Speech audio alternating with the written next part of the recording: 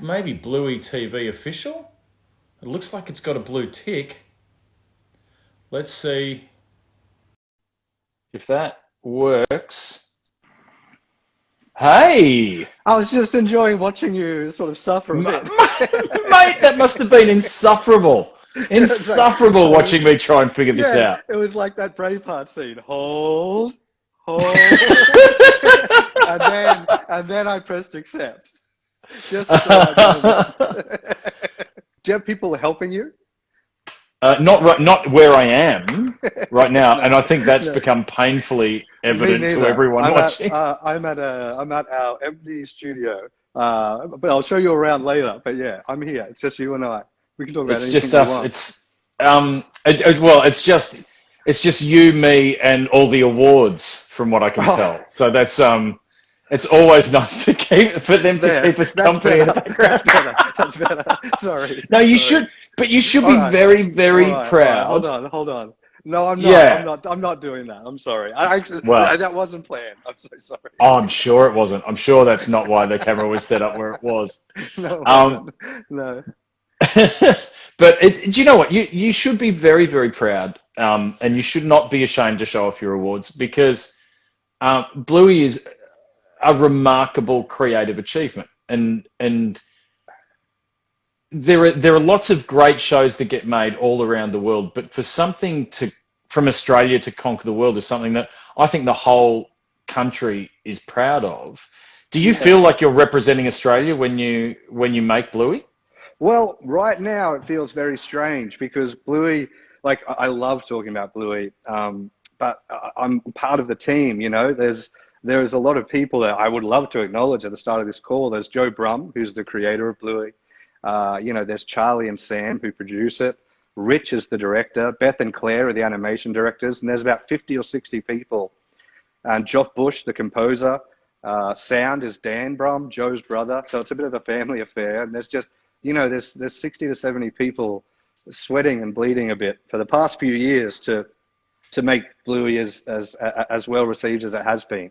I think the thing that keeps going through my head is that everyone has worked hard enough to earn it, but we never really thought we would deserve this. I really think we really tried to make this sort of show, but the expectation that it would be what it is genuinely wasn't there. I think it was half the studio's first job, season one, out of uni. It was the animators. It was their first job. Because I think Melbourne's a bit the same, but Brisbane, it's growing and it's brilliant. We've had amazing support from Screen Queensland and Screen Australia, but it's not an industry town yet. There's not just animators who, well, you worked on Bob's Burgers, come and over here and work on this. Everyone who's worked on Bluey has really been trained up by the people running Bluey, by the animation directors, by Rich, by Joe, by Claire, by Beth. It's really been, I think that's why it's a bit of a familial, a bit of a family atmosphere, for better or worse. So we can look. We're going to have questions coming in from people watching this, which is obviously the most important part of our conversation is to get questions from them and have you answer them. But I'm curious, like the success we could talk about all night. It's so let's talk about literally the most let's talk about successful. how it's gone wrong. Yeah, that's right. Let's get. But no, I more wanted to know. I wanted to know if there was a moment where you knew you had what you had. Well, I know Joe talks about a moment, which was the very first episode, which was Yoga Ball. And I know that in his mind, and I think for everyone, because it was 50% of the studio was new, they were brilliant, but they were new, a new crew. We set up the studio to do Bluey, and so there was no track record of, we'd all done sort of individually nice stuff, a little bit of success here and there, but we had no track record together. And I know for him, he's always said, seeing that first animation of Yoga Ball, we have Friday screenings here. I think that's when he thought we're going to be okay. I definitely don't think he thought this is going to be great, but he thought we're going to be okay. And then on the other side of people's reactions, I think it just slowly grew on us. It's definitely it's so plain to say, but it's definitely the numbers on that we started hearing on iView, that kids and families weren't just watching it, they were rewatching it and rewatching it. And then we started to hear that they were playing the games from the show. And then we started to hear, you know, I think a lot of that first conversation about Bluey it is the show about family. It's mum, dad, Bluey and Bingo.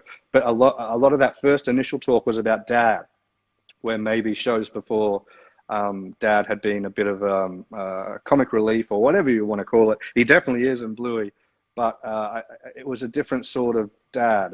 Definitely in Australia as well. You know, there was that Blinky Bill era of Australia, which I love. You know, that Barry McKenzie and that era of Australia, which I love. But I think this was a slightly new a dad role. Yeah, if that makes sense. Slightly new dad character that people were seeing on TV. Or their I iPhone, think so, or their iPad, wherever they're watching it. And I can, you know, I can speak for, like, there are a number of adults in my life who I work with and I'm friends with that are enormous fans of Bluey. They've obviously got young kids. Yes, yeah. But they also all relate to the idea that in the world now, there's a different dynamic between mothers and fathers. And fathers are expected to be present and expected to be contributing creative parents. Yeah. And there's, you know, it's quite meaningful for, I can speak for myself and a bunch of dads, a bunch of comedians who I'm on a WhatsApp group who are all dads. Yeah. And we all love the show because we feel like we've got a home there as well. Oh, that's lovely to hear. And I think where that comes from is the authorship of the show. That Joe himself is a father of two girls. Charlie, who we run Ludo together, and a studio that makes Bluey. He's a father of two girls, around exactly the same age as Bluey and Bingo when the show started. Then Dave McCormack, who plays Dad, also the father of two girls, exactly the same age when the show was starting. So there was this weird serendipitous, a big happy accident that happened that they all bled a little bit of their own stories into the show, and so nothing in the show was made up, for lack of a better word. I mean, it's constructed. You have to make the story entertaining and fun and relatable, but they're all for the most part stories ripped from Joe, Charlie's life, you know, or lives of dads they knew, or mums they knew, or families they knew. I think you'll struggle to find an episode that wasn't stolen, you know, from real life. But that's, you know, like all writers write their life. Like, you know, Nora Ephron used to say, everything is copy. You know, every part of your life is potentially something that you can write into what you create. That's right. And obviously George Lucas, he was involved in those huge star battles. That's right. He was an intergalactic ninja. He wrote about that. Yeah, and that's, you are right. He wrote what he knew. Right. You are right. They and I think it was just this very serendipitous time of having the lead creatives of Bluey experiencing exactly that life on screen, and I think that has had a lot to do with the authorship of it. And I always think it's like. I always think it's the storytelling of Bluey is a little bit, brave's the wrong word because that doesn't belong, but I think comedy especially, I think you'd know this, you always want to pull the rug at the end or something. You're afraid of sincerity. There's something about it. I don't know what it is, but if you like to laugh, or maybe you're bullied at school and that's how you got out of it, whatever it was, but whatever it was, you sort of want to pull the rug when you're in a sincere moment. And I've always admired Bluey and the work everyone's done here, that it sort of sits with the moments. It doesn't pull its punches. And that's right. It does have toilet humor. It does have a lot of that, but there are certain moments where it just says, this is it. This is what life is. And I think that's, personally, I'm incredibly proud of Joe and Charlie and everyone for those moments, for not pulling the punches and not pulling the rug out from somebody. It's possibly the way that it... It's a way that it transcends in a way that other kids shows don't, or it can commit to some real things, and it creates meaning. And which those shows are fine. Like, I love those shows, and they're brilliantly hilarious. But this one, Bluey has just committed to that real life aspect. Like, that's right. Don't get me wrong. I love shows about. But I think it works. You know. it works in a number of directions. You earn those moments by having the toilet humor, or as Kiki just said in the comments, dunny humor, to be particularly Australian. Thanks, Kiki. Yeah. But you earn those sincere moments, but the sincere moments also earn the childish moments, and they always work together. You know, that's so funny you say that, because that's such an ongoing thing with Bluey specifically, with all our broadcasters, all our partners now. You know, there's Disney playing it overseas, ABC here. That it still is a preschool show. You know, it's a Trojan horse preschool show, but it's a preschool show, and there definitely is every week friction about how much can go in there, that will that upset kids, how much toilet humor can go in there, and I really do believe that friction is what makes the show, like that you do have to fit this story that's a real story, a real life story, into a preschool show. You know, I've always thought of it as that, that Trojan horse, that it looks very appealing. It looks like it looks like something that you'll just sit the kids down and walk away from, but it's actually something that was designed to watch together with everybody. Yeah.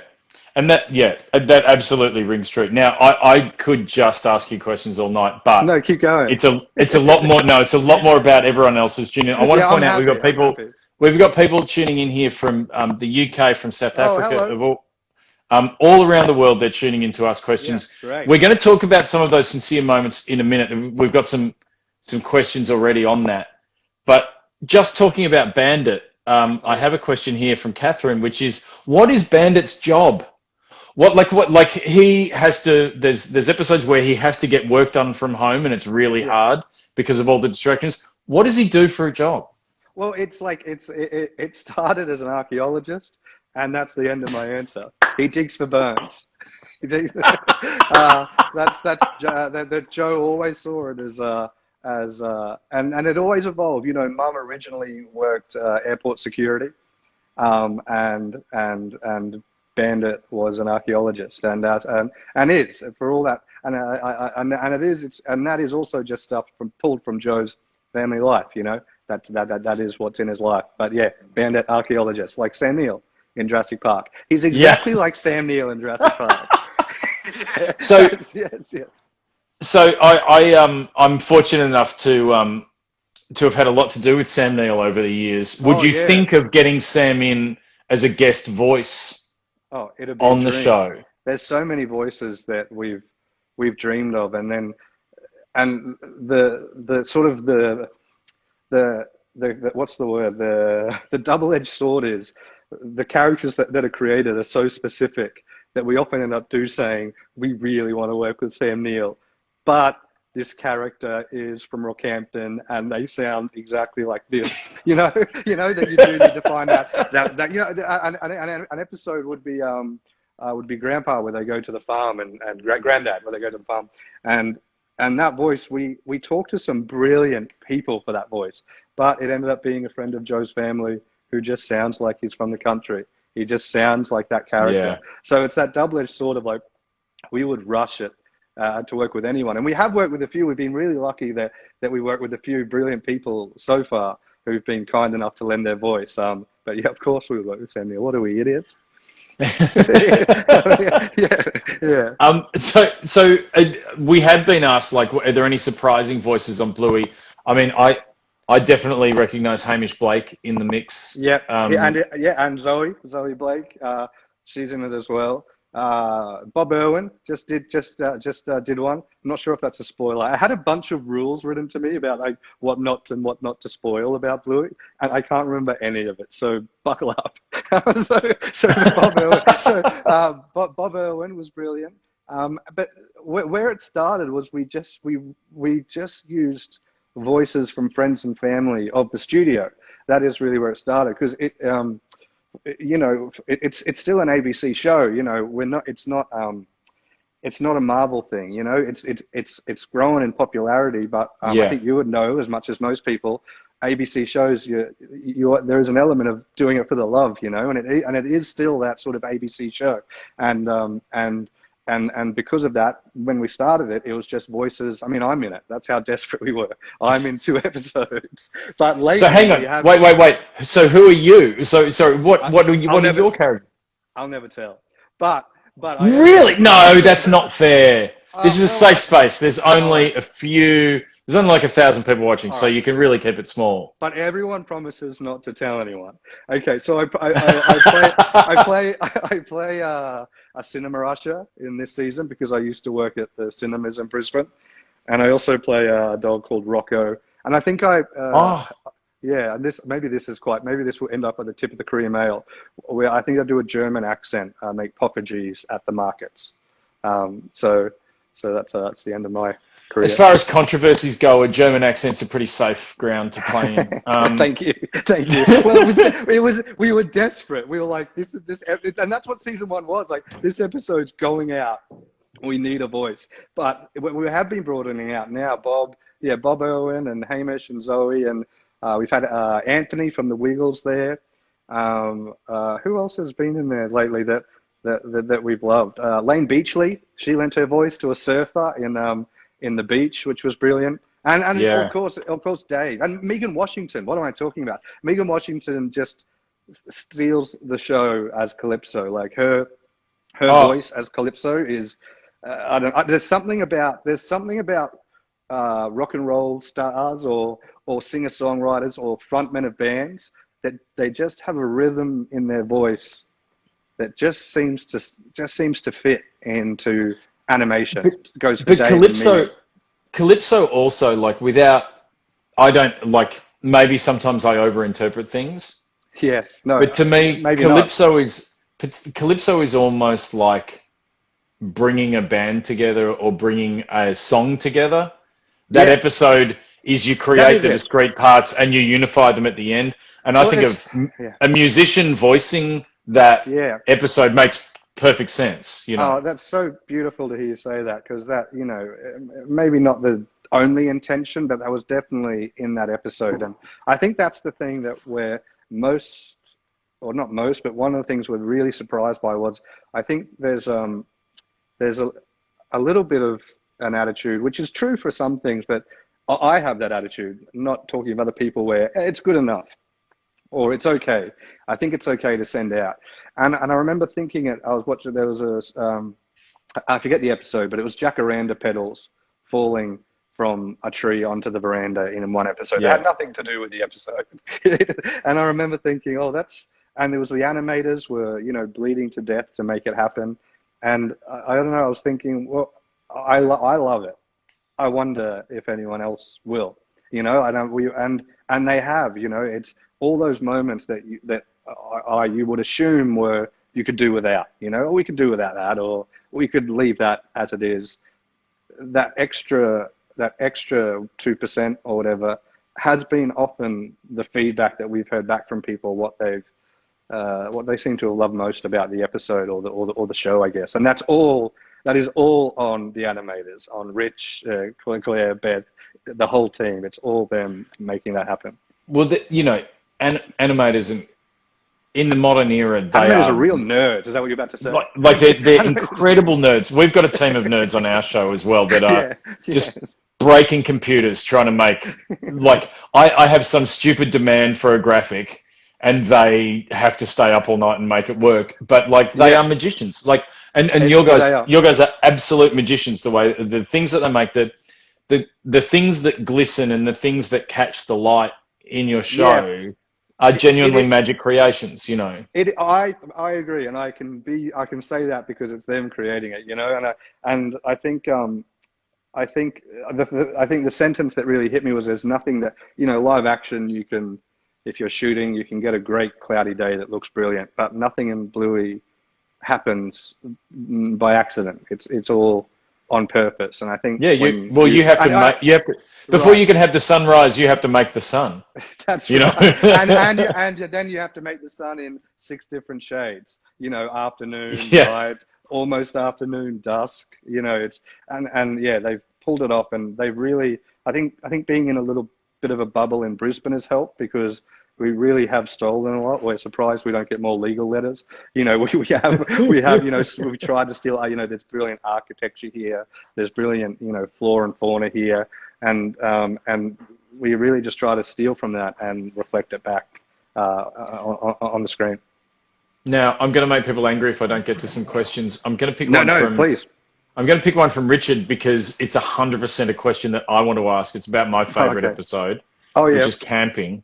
And Richard asks, will Bluey ever see Jean-Luc again? Yeah, I've seen a lot of Jean-Luc fan fiction online. I don't know.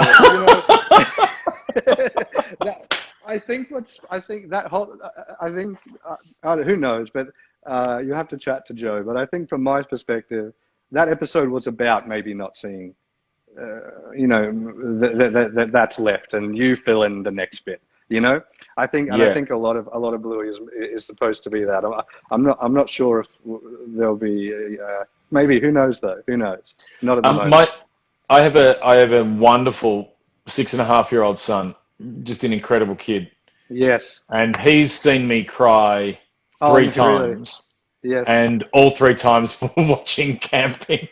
Oh really? Oh, I feel the same. And of course Terminator 2, I imagine, was the 4th time. And absolutely. And Die Hard's coming soon at Christmas. But I get to see it, or everyone here gets to see it from script to the next bit to the next bit. You know, you watch it a million times, but I'm the same. The episode that really hit me way out of the blue was Flat Pack. Just the end of it. Yeah.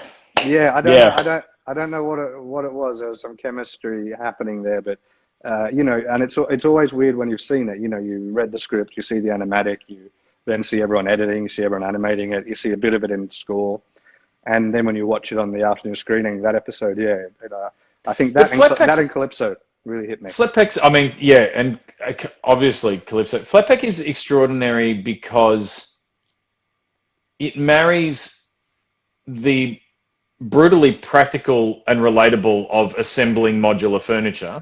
Which I can't do. With a journey of sheer imagination by kids in the same moment. And it's and like somehow getting heaven in there. I don't like that drift of like past. I don't know what it was. It really punched me in the gut, that episode.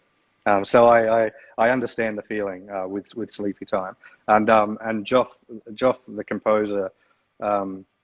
You know, we started making stuff, I think, when we were 18. We met in Brisbane and made terrible short films, and with Bluey, and with sort of this seems to be the show that he really just has. I don't know, something's opened up. He's hit his Sergeant Pepper period or something. You know, he's really opening his wings, and it's amazing to see and listen to. So, and people have asked this as well. Like, what difference has it made having, for example, also being a Disney show and having that global platform? And presumably, like what I know about making TV is that means you've got more money per episode to make something. No. I don't know. You say that, but I feel like there were more orchestras appearing. I felt like I heard more orchestral music. No, that's just Joff's friends. No, but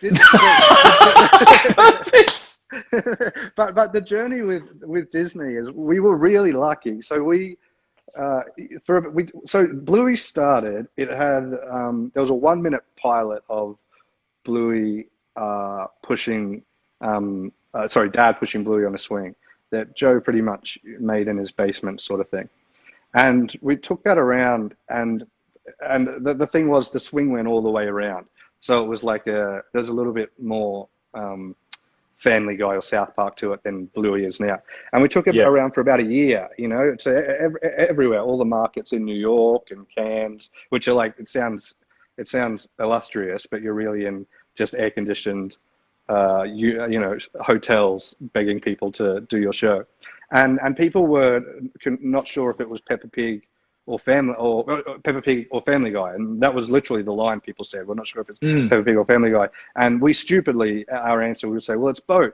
And that's sort of like saying, my comedy is going to be really funny, because people then are like, well, show me then. And so we realized we just had to make a sort of 5-6 minute episode. And there was a real hero at ABC, a guy called Michael Carrington, who was running children's at the time. And he saw the 1 minute pilot and helped us make it into, with Screen Queensland, sort of 6 minute episode, which was The Weekend. And without that hero person at ABC, Bluey wouldn't exist. It really wouldn't. Whatever's happening in the world at the moment with politics and stuff, and that sentence is true. Without him coming and finding Bluey as something that no one really believed in yet, and giving a team that we had a few successes, but we didn't have any sort of Pixar track record, and he took a real chance on us. And so that 7 minute pilot was made, and then very quickly ABC came on fully, and BBC Studios came on fully. And then what happened was it started to get successful in Australia, and Disney licensed it. So Disney almost have licensed it they've picked it up and thrown it on Disney Plus and Disney Junior. And the best thing about Disney, I could talk all day about Disney. That's like, I hope they're watching. No, the one thing that we really remembered was we pitched it to a lot of big broadcasters, and there was a lot of talk of changing the accents. It's just so like we would happily sell out. We would say, of course, if it worked, but it just didn't work. It's an Australian show about an Australian, and more than that, Queensland, Brisbane family. And we had to say, we don't think we can. And Disney were the broadcaster who really supported it. And they've continued to support the Australianness of it. The person who founded at Disney was actually from Brisbane, so I think there was there's been a lot of serendipitous luck about Bluey. It's funny, I think it happened at a time where, thanks to platforms like Netflix and other streaming platforms and Disney Plus, and obviously, Americans have actually learned to enjoy things from other countries in a way that they haven't. Even 10 years ago, they were almost incapable of doing. And I think that has a lot. I think you're totally right about that, and I think Australia has as well. I think the world has, and it's pretty. I find it pretty amazing reading comments online that are saying, "Don't change the Australianness of it," coming from Toronto or coming from Boston. It's really strange and brilliant to read that. And if anything, well, hopefully it gives, Bluey gives culture enough confidence that Australian stuff, we can compete. Our stories are as good. That's one thing we'd love out of it. Absolutely. I've got a question from Eliza, which is, I think, one of the best questions anyone could ask. You're not getting your money back, Eliza. No, I'm sorry. I have a feeling that this question has been discussed around your office. Why are the healers always doing laundry when they don't wear clothes? Well, it's bed sheets. It's just bed sheets. It's bed sheets. It's bed sheets, and they're nudists. So there's a lot happening in Bluey. See, now that you say, I'm trying to visualize. Do any of the there's hats? They do. They are. There's hats and there are clothes. It's a very valid question that has no answer. It's one of those questions. It's one of those mysterious questions that has no answer. But thanks, Eliza, for bringing that up. Thanks, Eliza.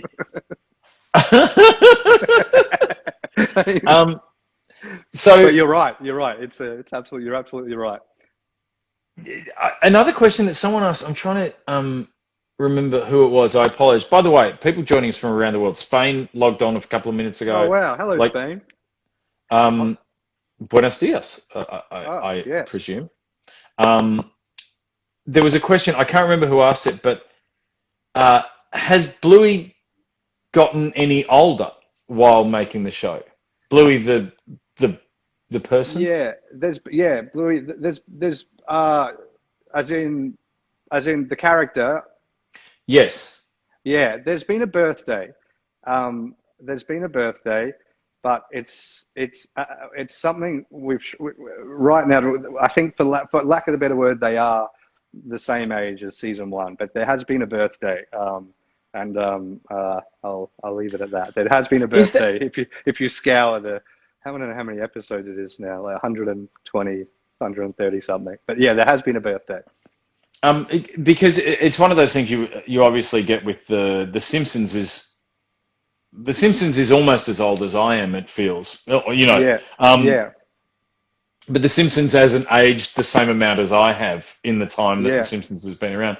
Is that one of the great gifts of making an animated show, that you can remain, the elements don't have to change? That's like, obviously if it was any other show, yes, but Bluey is such an authored show that it really is pulling from that period of life. So naturally, as it goes along, there might be a few stories that seem a little bit older than, say, the season one stories, just because the life happening around everyone, the children are a touch older. But the show is trying to keep that 4 and 6 of Bluey and Bingo. So I've got some other questions here. I'm just trying to think. I'm just trying to pick one right now.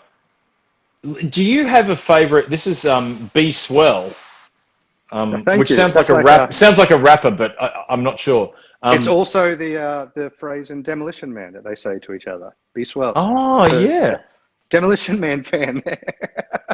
A deep cut Demolition Man fan. Yeah, really, really deep Demolition Man fan. So the question is, do you have a favorite, like, quotable line from Bluey?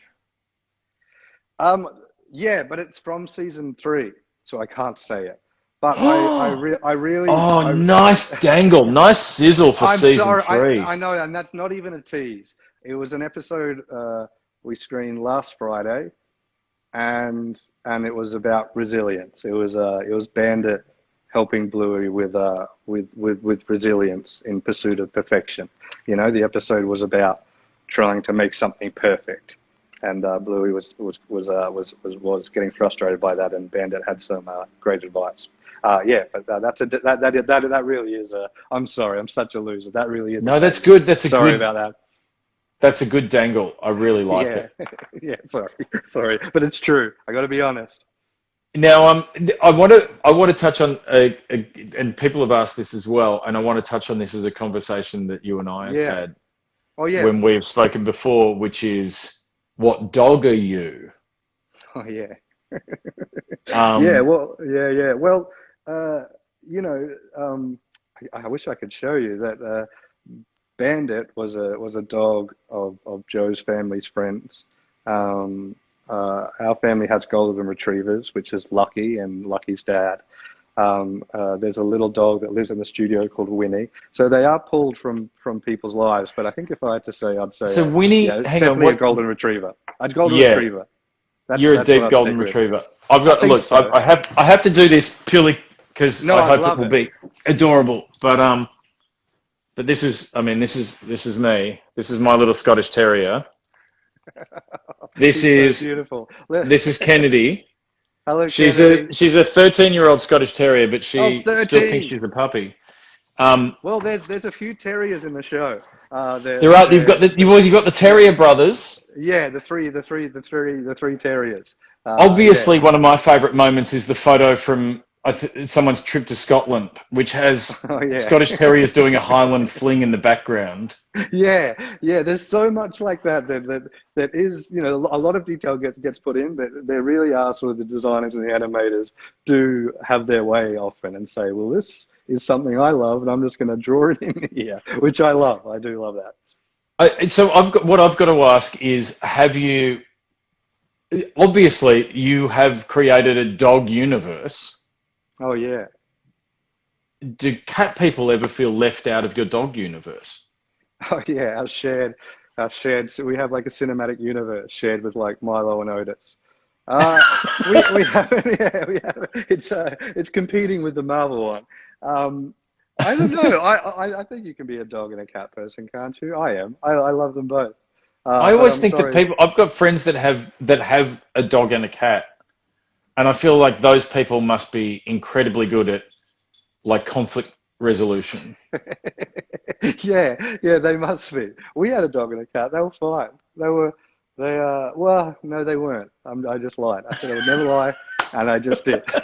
Yeah, they didn't love each other. Yeah, but yeah, I guess you're right. But it was such dogs. It was just something. It just seems to be. I think the world, there's not so much. I think for whatever reason, people see them. So even if they don't own dogs, see themselves as dogs more than as cats. And I think that has helped us. That has definitely helped Bluey greatly. You've been very generous with your time.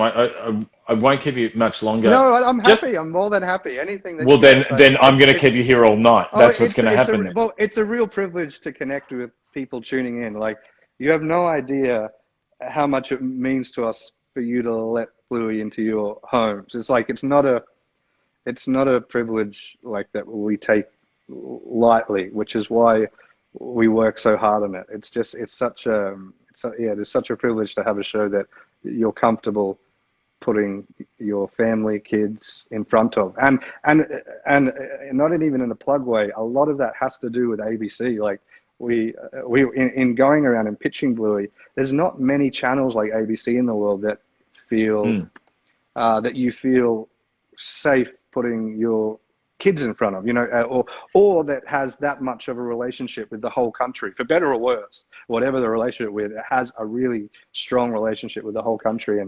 And there's not many, channels or stations or broadcasters like that. And a lot of, I think, key to Bluey's success, what you were asking before, I think I love it. I think it's good. But the other one is really ABC. That it had that much of a trust from Australians through years and years of good shows, There is. I mean, I would say a number of things about the ABC. One in particular is the fierce pride that we have in Bluey as an achievement of the ABC, but in the ABC for creating something like it. There's a genuine national pride about it. Yeah. But as a parent, your children can watch the ABC without coming away wanting to buy cereal, toys, like things they don't need because they haven't been fed advertising with part of it. They actually get to enjoy stories and art and storytelling without it having to go hand in hand with commerce.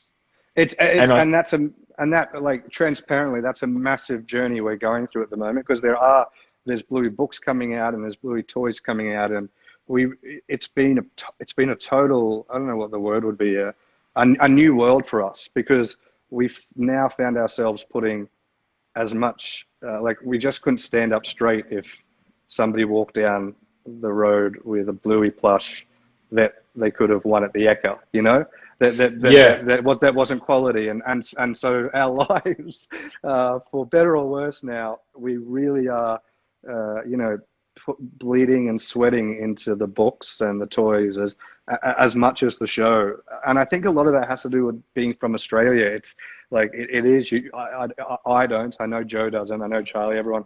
We just can't walk down the street if we feel like, or stand up straight if we feel like a book has gone out or something's gone out that doesn't have a fingerprint on it, as much as the show does. Well, I mean, I have my Bluey here that I occasionally lend to my children, but when I first got it, out of your generosity, I will say, I should say, but like what. And you said, "What the hell's this show?" No. You don't know how. Like I looked like a bandit. I looked like the best dad in the world when I gave that to my son. This was not on the shelves when this one arrived at my house. That was insane. That is very. That's very exclusive. But the quality of it was actually properly staggering, like as a product. I'm really and happy you the said books that. as well. The experience of a kid reading the books is like enjoying an episode, and it holds the same. Like, you have to Oh, simplify, that, obviously, yeah, but it yeah, feels and like an episode, but they're participating in and reading and doing their yeah. own work in the storytelling. Well, And I but think like that's really important. that's so heartening to hear you say. And this will be the end of that plug. But we have brilliant partners in Penguin and people like that. But the books do end up going back through the art departments here, even through Joe. You know, that same fingerprint is on it, and it's a weird. We're just trying to figure out how to manage it as it gets bigger, you know, as you know, if the US take it in with as open arms as Australia, how to keep that quality control on it. And we're just in the middle of that now. We don't have but we have great partners in BBC Studios. You know, we've really lucked out with our partners. So that's a great armor we have as we head out to bigger shores. Got a message from Arizona saying they haven't got the books yet, and they're very upset. So I like. promised them books. I think I may have. I know that there's a list of about 5 that I've said I'll send, and I haven't sent yet. So that may be that person, and you're not getting them now. No, I'm sorry, but it's coming. Maybe, yeah, it's coming. Look, I'm just trying to think. I'm just trying to go through all the questions here. It's funny. I think we've covered off most of the things that people want to know. What I have to ask about is the Easter special, which is the whole reason. Oh yeah, for our conversation. Yeah, yeah.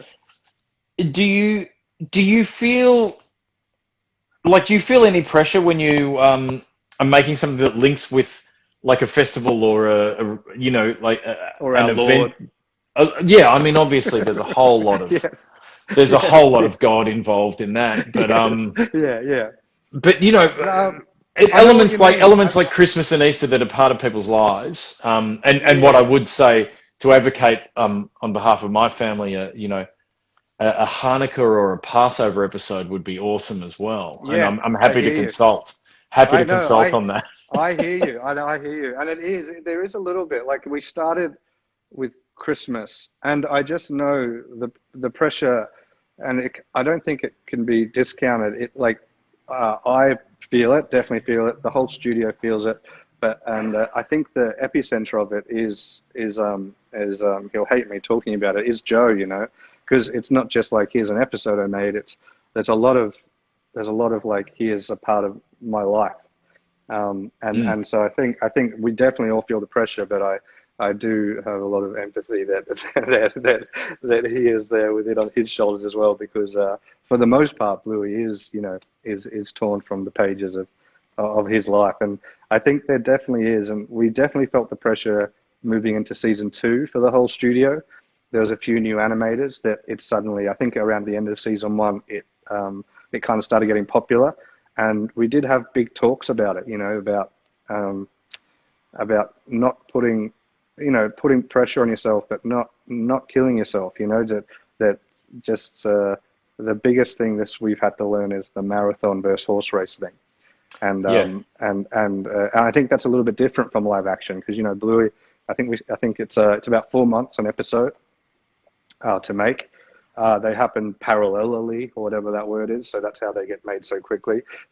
I'll show you here, there's about 4 teams that aren't here at the moment, but this is the studio. We got sent home yesterday because of COVID, but there's 4 teams here, and they've been here for sort of, you know, for 4 years now, and it's just, you know, it's a 9 to 5. It's or a little bit longer thing, and it's all on them. The quality of it really is. Now, a lot of people have been on here asking.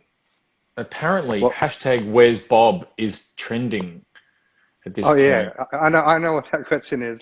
I have a yes/no button. No. So I'm not going to answer it. Let me say this again. No. Yeah. Maybe next time. It's a mystery. It's another one of those mysteries. Yeah, and you need some mystery in life. You absolutely you do.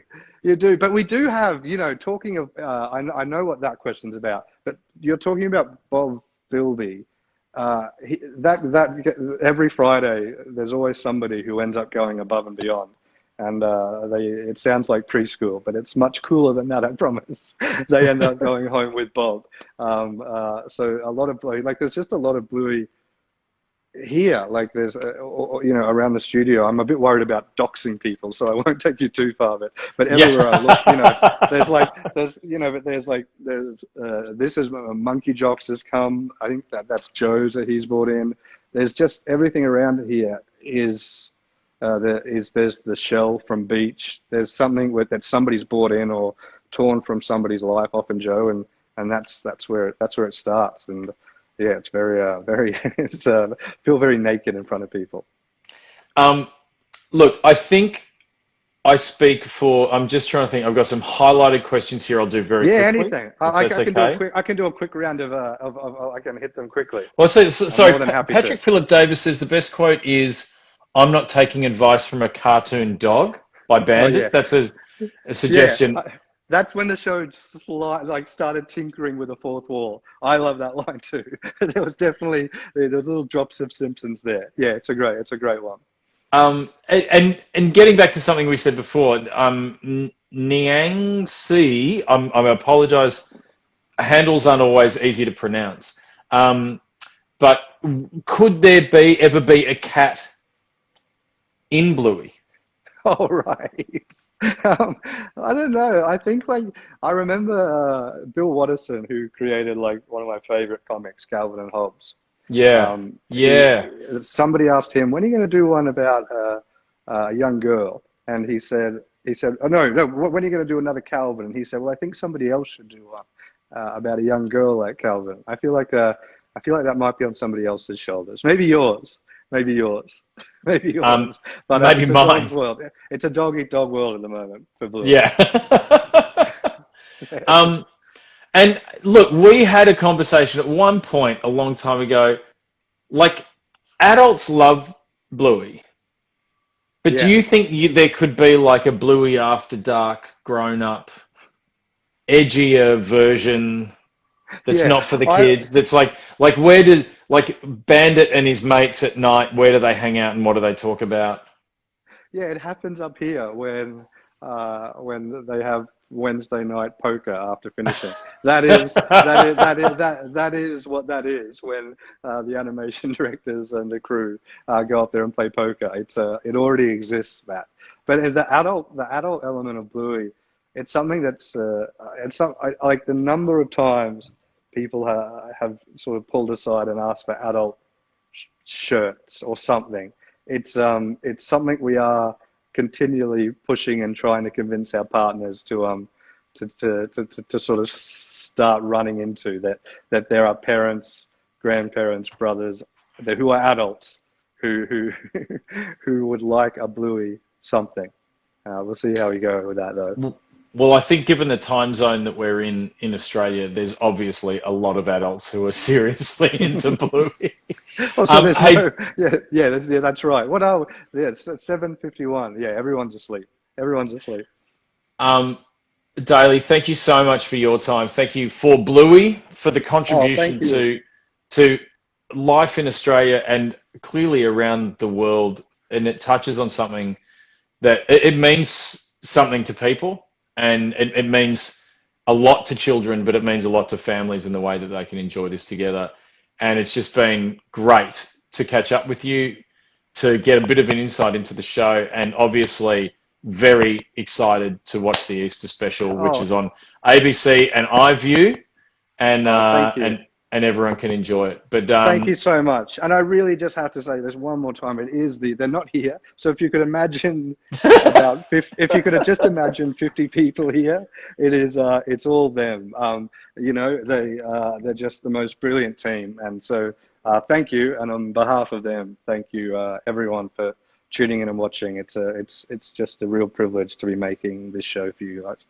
Well, please give our best to the whole team, and I will. And obviously, I mean, our friends around the world could barely relate to this, but you're in the middle of a 3-day lockdown in Queensland because there was a handful of COVID cases. We're so lucky here. I cannot, like, I know we just had a 3-day lockdown. It's the worst. There's so many people affected, but every day we count our luck in Queensland. Like, we've been so lucky.